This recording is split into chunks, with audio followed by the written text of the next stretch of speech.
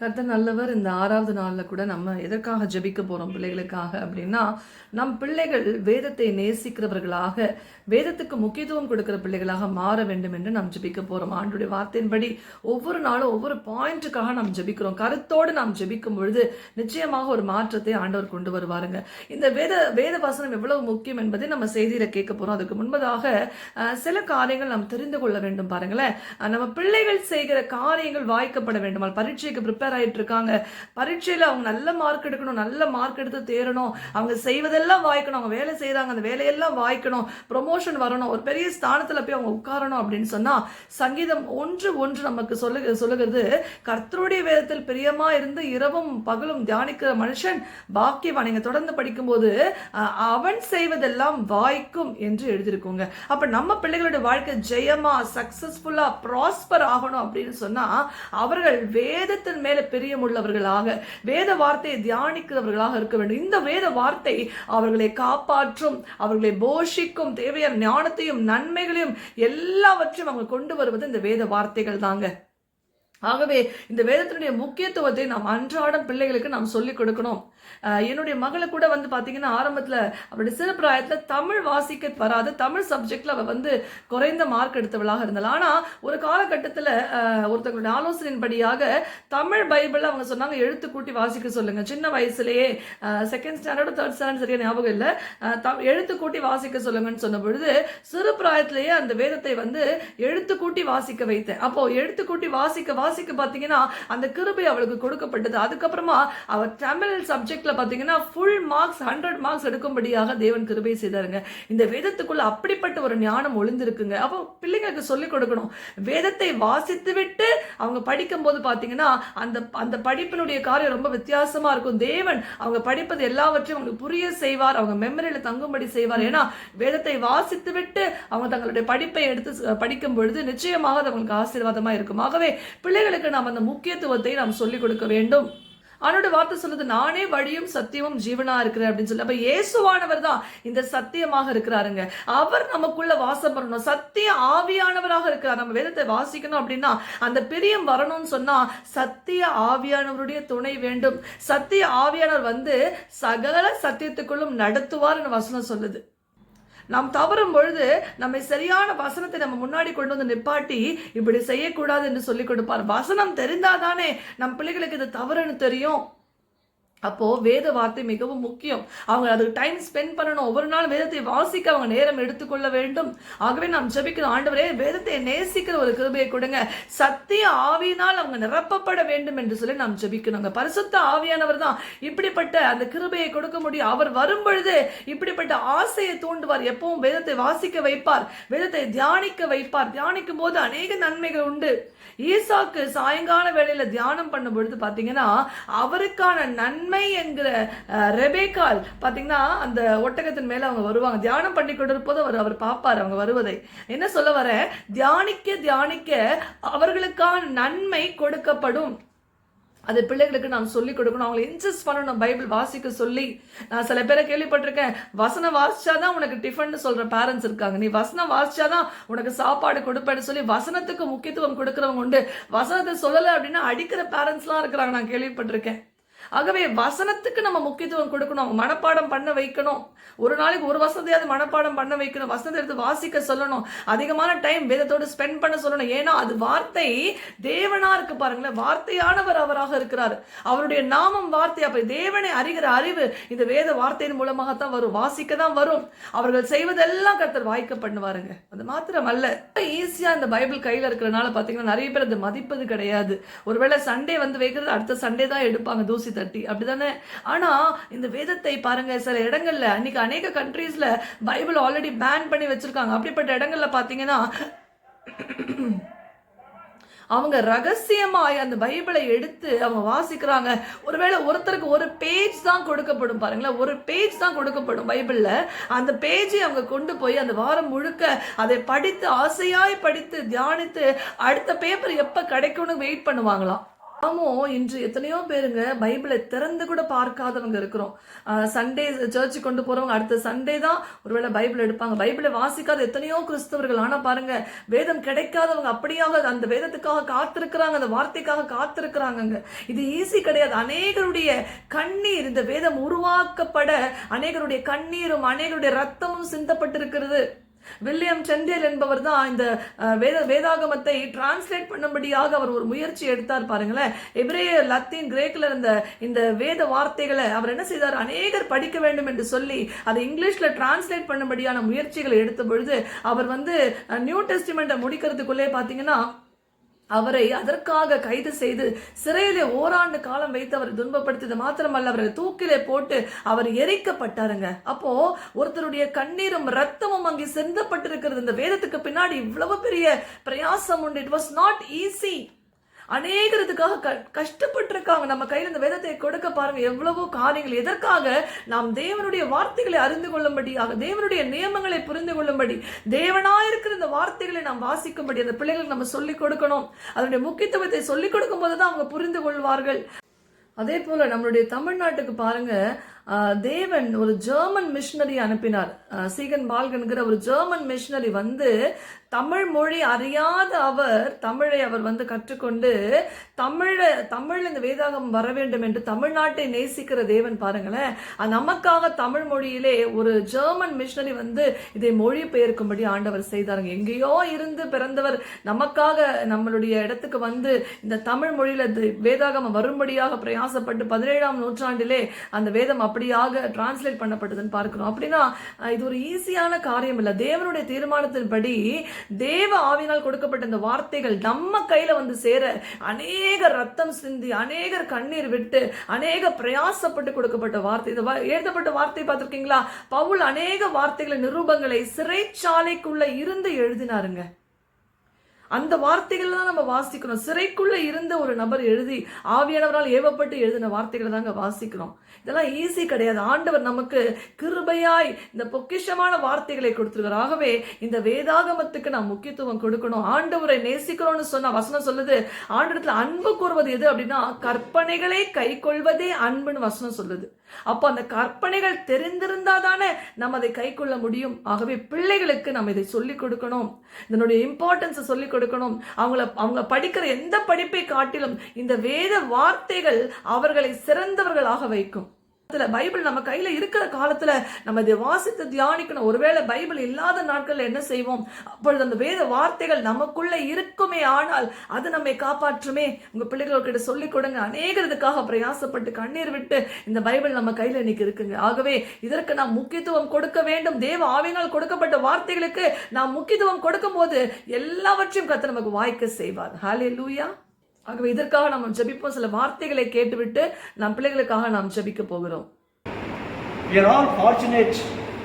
நாமெல்லாம் கொடுத்து வைத்தவர்கள். வேதத்தை நாம் வாசிக்கிறோம். ஏன் வேதத்தை திறந்தோறும் வாசிக்க வேண்டும்? ஏன் வேதத்தை திறந்தோறும் வாசிக்க வேண்டும் என்பதற்கு அடையாளமாக சொல்லப்பட்டிருக்கிறது. கிறிஸ்துவை அறிகின்ற அறிவிலே மேன்மையடையத்தக்கதாக, கிறிஸ்துவை அறிகின்ற அறிவிலே மேன்மையடையத்தக்கதாக, மேன்மை அடையும்படியாக நாம் வேதத்தை வாசிப்பது நமக்கு கடமையாக கொடுக்கப்பட்டிருக்கிறது. பழைய ஏற்பாட்டிலே பார்க்கிறோம், தேவன் ஆவியாய் இருக்கிறார். தேவன் ஆவியாய் இருக்கிறார், வார்த்தையாய் இருக்கிறார். அவருடைய செயல்களெல்லாம் வார்த்தையாய் சொல்லப்பட்டது. ஆனால் இப்பொழுதோ தேவன் கிருபையாய் இருக்கிறார். அவருடைய வார்த்தைகள் இங்கே சொல்லப்பட்டிருக்கிறது. வார்த்தையை வாசித்து வாசித்து நாம் தியானிக்கிற பொழுதுதான் தேவனுடைய வல்லமையை அறிந்து கொள்ள முடியும். கிறிஸ்துவனுடைய பழைய ஏற்பாட்டை முழுவதும் பார்ப்போம் என்றால், கிறிஸ்துவுக்கு நிழலாட்டமாக அநேகமான பிரசுரம் சொல்லப்பட்டிருந்தார்கள். எலியேசர் சொல்லப்பட்டிருக்கிறது. அதே போன்று யோசேப்பு சொல்லப்படுகிறார். கிறிஸ்துவின் வெளிப்பாடாகத்தான், நிழலாட்டமாகத்தான் சொல்லப்பட்டிருக்கிறது. கிறிஸ்துவின் வருகை குறித்து அநேக தீர்க்கதரிசிகள் சொல்லியிருக்கிறார்கள். ஏசியா தீர்க்கதரிசி சொல்லியிருக்கிறார். அவருடைய தீர்க்கதரிசனம் நிறைவேறும் வண்ணமாகத்தான் கிறிஸ்துவின் காலம் உண்டாயிற்று என்று பார்க்கிறோம். அதைத்தான் பரிசுத்த பவுல் சொல்லுகிறார். இன்றைக்கு நம்முடைய தலைப்பு என்னவென்றால், வேதத்தை நாம் தியானம் செய்வது அவசியம் தினந்தோறும். எதற்கு என்றால், ஒரு சில காரியங்களை நாம் பார்க்க இருக்கிறோம். வேத வாசிப்பு திறம் அவசியமாக காணப்படுகிறது. அதாவது தேவனுடைய வல்லமையை அறிந்து கொள்ள வேண்டாமாக, அவர் வாக்கு தத்தத்தை வாக்கு செய்ததில் உண்மை உள்ளவர், அவர் வாக்கில் வல்லமை உள்ளவர். எல் ஷடாய் என்று சொல்லப்பட்டிருக்கிறது. ஆதியாகமம் 1ஆம் அதிகாரத்திலே 1ஆம் வசனத்தை வாசிப்போம் என்றால், ஆதியிலே தேவன் வானத்தையும் அங்கே அவருக்கு ஒரு வல்லமை கொடுக்கப்பட்டிருக்கிறது. அப்படி என்றால் வேதத்தை வாசிக்கிற நமக்கும் தேவ வசனம், வேத வசனம், தேவனுடைய வார்த்தையானது அது ஜீவனமாக இருக்கிறது. நமக்கு ஒரு ஜீவன் கிடைக்கிறது, நமக்கு ஒரு வல்லமை கிடைக்கிறது. தேவ வசனம் வாசிக்கிற பொழுது நமக்கு ஒரு வல்லமை கிடைக்கிறது, நமக்கு ஒரு வல்லமை கிடைக்கிறது. ஆகவே அதே அதிகாரத்தில் 14 வாசியங்கள் 14. பின்பு தேவன் இரவுக்கும் பகலுக்கும் வித்தியாசம் உண்டு பண்ணினார். அடுத்த வசனம் 22 வாசிங்க. தேவன் அவைகளை ஆசீர்வதித்து, தேவன் அவைகளை ஆசீர்வதித்து நீங்கள் பலுகி பெருகி. இங்கே பார்க்கிறோம், மனுஷர்களை, தேவனுக்கு பிரியமானவர்களை மட்டுமல்ல முழு உலகத்தையும் அவர் ஆசீர்வதிக்கிறார் என்று பார்க்கிறோம். அப்படி என்றால் இது ஒரு ஆசீர்வாதமான வார்த்தை இருக்கிறது, ஒரு வல்லமையான வார்த்தை இருக்கிறது.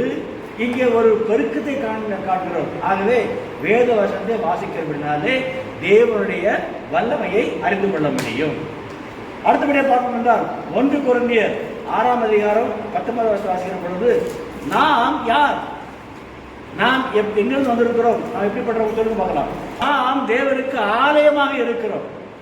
ஏனென்றால் அதை அப்படி வச்சு பாருங்கள். ஆதியாகமம் 1:26 வசிப்போம் என்றால் அங்கே வாசிக்கிறோம், அவர் மனுஷனை எப்படி உண்டாக்கினார் என்று பார்க்கிறோம். ஆதியாகமம் பின்பு தேவன் அவரது சாயலாகவும் நமது ரூபத்தின்படியையும் மனுஷனை உண்டாக்குவதாக.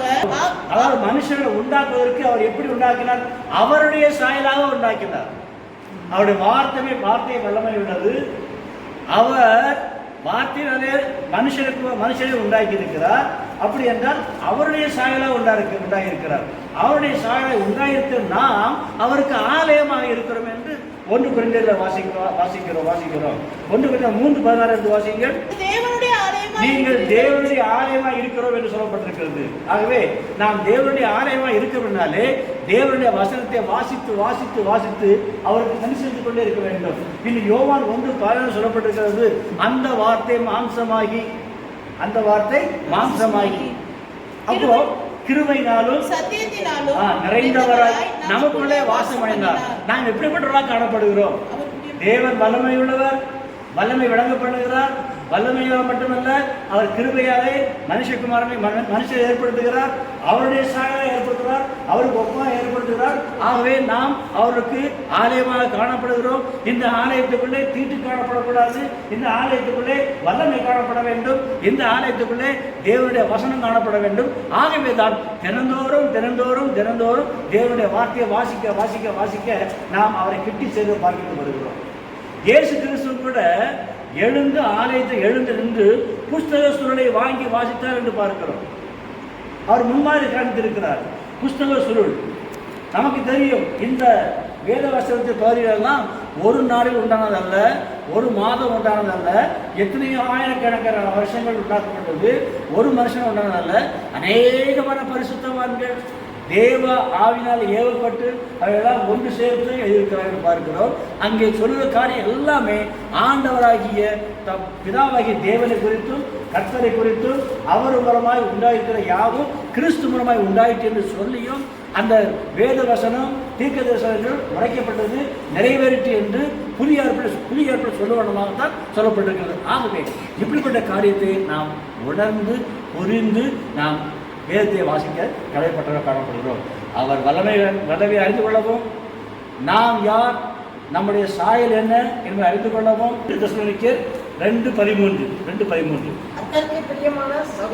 சகோதரரே, நீங்கள் ஆவியினாலே பரிசுத்தமாக்கப்படுகிறதுனாலும் விசுவாசிக்கிறதுனாலும் சத்தியத்தை விசுவாசிக்கிறதாலும் ரட்சிப்படைபடிக்கு வேதத்தை வாசிக்கிறபடினாலே நாம் ரட்சிப்பை பெற்றுக் கொள்கிறோம், விடுதலை பெற்றுக் கொள்கிறோம், சமாதானத்தை பெற்றுக் கொள்கிறோம், சந்தோஷத்தை பெற்றுக் கொள்கிறோம், நீடிய ஆயுளை பெற்றுக் கொள்கிறோம். ஆகவே நாம் யார்? நாம் மண்ணென்று நினைவு கூறுகிறோம்.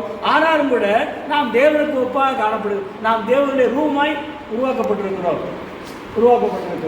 தேவனுடைய ஆவியானவர் நமக்குள்ள தங்கி இருக்கிறார். அவருடைய மகிமையை கண்டு கொண்டிருக்கிறோம். அதேதான் யோவான் 5:39 வாசிப்பு வந்தால், வேத வசனங்களை ஆராய்ந்து பாருங்கள், அவைகள் உங்களுக்கு நித்திய ஜீவன் என்று அறிந்திருக்கிறீர்களே. வேத வசனங்களை ஆராய்ந்து பாருங்கள். 5:39 வேத வசனங்களை ஆராய்ந்து பாருங்கள், அதனாலே நித்திய ஜீவன் என்று நீங்கள் அறிந்திருக்கிறீர்களே. அப்படி என்றால் ரட்சிப்பு கிடைக்கிறது. நமக்கு ஒரு என்ன கிடைக்கிறது? பரலோகம் நித்திய ஜீவன் கிடைக்கிறது. வேதத்தை வாசிக்கிறபடினாலே நாம் யார் என்று நினைவு கூறுகிறோம். நம்மை உண்டாக்கியவர் எப்படிப்பட்டவர்? வல்லமை மிக்கவர். அவர் வாக்கில் உண்மை உள்ளவர். அவருடைய சாயலாக உருவாக்கப்பட்டிருக்கிறோம். அந்த ஆவியானவர் நமக்குள்ளே வாசமாகி இருக்கிறார். அவர் கிருபை நிறைந்தவராகவும் சத்தியம் நிறைந்தவராகவும் நமக்குள்ளே இருக்கிறார். அவருடைய வார்த்தையை படிக்கிறபடினாலே நமக்குள்ளே சத்தியம் காணப்படுகிறது. 37 வாசிங்க. அவனுடைய தேவன் அருளிய வேதம் அவனுக்குள் இருக்கிறபடினாலே அவன் நடைகள் ஒன்றும் பிசகுவதில்லை. அப்படி என்றால் நம்முடைய வாழ்க்கையை நாம் நீதியை குறித்தும் நியாயத்தை குறித்தும் கண்டித்து உணர்த்துகிற தேவ ஆவியானவர் கடைசி நாளிலே சத்தியத்தை குறித்து அவர் நியாயத்திற்கு இருக்கப்படினாலே அவருடைய வேத வசனங்கள் நமக்குள்ளே இருக்கிற பொழுது நாம் அவருடைய ஆலயமாக காணப்படுகிறோம். அப்பொழுதுதான் நம்முடைய நடத்தைகள் பிசகுவது இல்லை. யோவான் 8ஆம் அதிகாரம் 8:31 வாசிங்கள். இயேசு நம்மை விசாரித்த யூதர்களை நோக்கி நீங்கள் என் உபதேசத்தில் நிலைத்திருந்தால் என் உபதேசம் இருக்கா? முக்கியம், அது முக்கியம். நீங்கள் என் உபதேசத்தில் நிலைத்திருந்தால் மெய்யாகவே இருப்பீர்கள். அப்போ நமக்கு ஒரு கிஃப்ட் கொடுக்கப்படுகிறது. அவருடைய வார்த்தையிலே, அவருடைய ஜீவனுள்ள வார்த்தையிலே நாம் வார்த்தையை விசுவாசிக்கிற பொழுது நாம் அவருக்கு சீசனாக மாறிக்கொண்டிருக்கிறோம். இப்போ எடுக்க வேண்டாம். இங்கே யோவான் 7:17 நினைக்கிறேன், அது சொல்லப்பட்டிருக்கிறது. அவரை யார் அறிந்து கொள்ள முடியும் என்றால்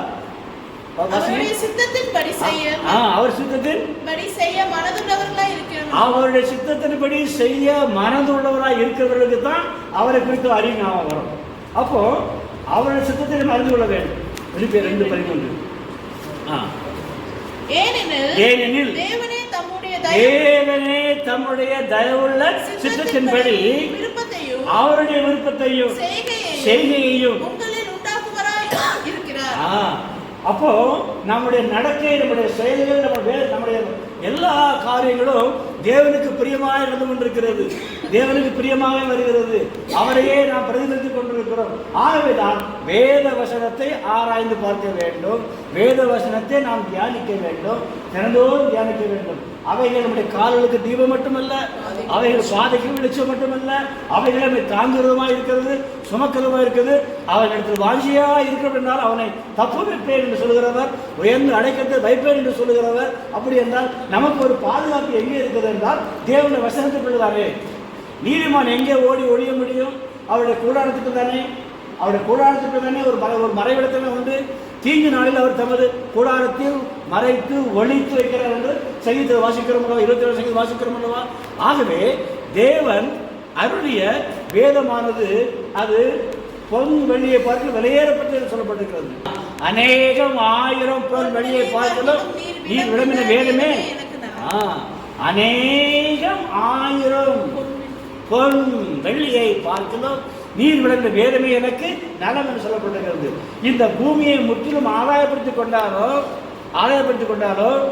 தேவனுடைய வசனம் என்ன என்றால் அவன் ஆத்மா நஷ்டமடைந்து போகிறது, ஆனால் லாபம் காணப்படவில்லை. ஆகவேதான் நான் தேவனுடைய வார்த்தையை நாம் வாசிக்க வேண்டும். அப்படி என்றால் தேவனுடைய வார்த்தை என்பது நமக்கு பாதுகாப்பை கொடுக்கிறது, நமக்கு வழியை ஆயத்த பண்ணி கொடுக்கிறது என்று பார்க்கிறோம். யோவான் 17:17 உம்முடைய சத்தியத்தினாலே அவர்களை பரிசுத்தமாக்கும். வசனமே சத்தியம். அப்படி என்றால் நம்மை பரிசுத்தப்படுத்தி நீதியாய் நேர்மை ஏசியா 57:2 சொல்லப்பட்டிருக்கிறது. நீதியிலும் நேர்மை வாழ்ந்தவர்கள் அவர்கள் சமாதானத்தில் பிரவேசித்து அவருடைய இளைப்பாறுதல் அவருடைய நித்தியத்தில் இளைப்பாறிக் கொண்டிருக்க சொல்லப்பட்டிருக்குது. இன்னும் சங்கீதம் 19 பார்ப்பீர்கள் என்றால் 19:9 பார்க்க என்றால் தன் பிழையை உணர்கிற மனுஷன் யார்? எல்லோரும் தேவனுடைய மகிமையை இழந்து காணப்படுகிறோம். ஆனால் வேதத்தை வாசிக்கிற பொழுதோ பரிசுத்தம் அடைகிறோம். வாசிங்க 19:9 வாசிங்க. கர்த்தருக்கு பயப்படுகிற பயம் சுத்தமும் என்றைக்கும் நிலைத்திருக்கிறது.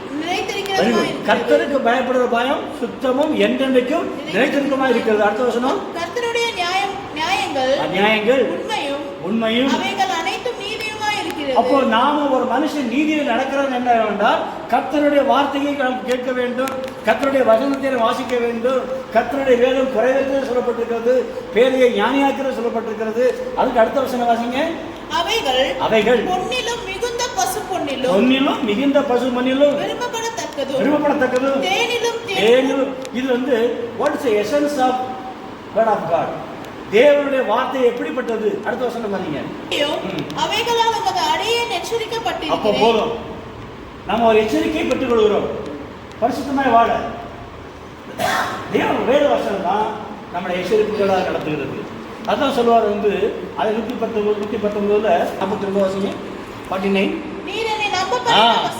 நீர் என்னை நம்ப பண்ணின வசனத்தை உமது அடியேனுக்காக நினைத்தருளும். அப்போ நம்முடைய நம்பிக்கை அவர் மேல் இருக்கும்படியாக நாம் மண்ணில் நினைவு கூறுவோம். நம்முடைய காலங்கள் கர்த்தருடைய கருத்துள்ளவா இருக்கிறது.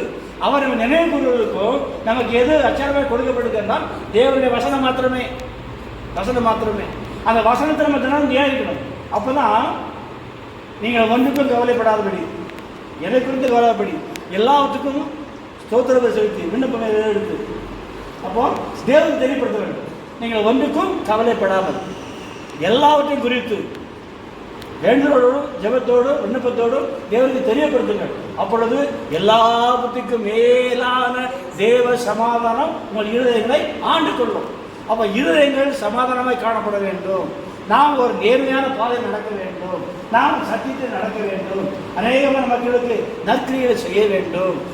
நமக்குள்ளாக மனுஷியும் காணப்படாதபடி ஒரு புனிதமான வார்த்தையும் பேச்சு விட வேண்டும் என்றால் தேவனுடைய வசனம் நமக்கு தேவையாக இருக்கிறது. ஆகவே தான் நாம் வேதத்தை வாசிக்க வேண்டும். 2 தீமோத்தேயு 3:16-17, 2 தீமோத்தேயு 3:16-17. வேத வாக்கியங்கள் எல்லாம் தேவ ஆவியினால் அருளப்பட்டு தேவனுடைய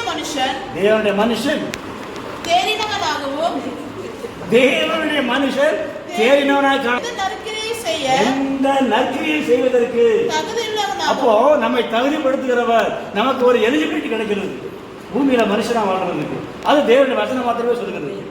ஏனென்றால் வசனங்கள் எல்லாம் தேவ ஆவினால் அருளப்பட்டிருக்கிறது. சரிங்களா? நம்ம பார்க்குறோம். இன்னும் யோவான் 8:12 பார்க்கிறோம். இயேசு மறுபடியும் ஜனங்களை நோக்கி நான் உலகத்துக்கு ஒளியாக இருக்கிறேன், ஒருவன்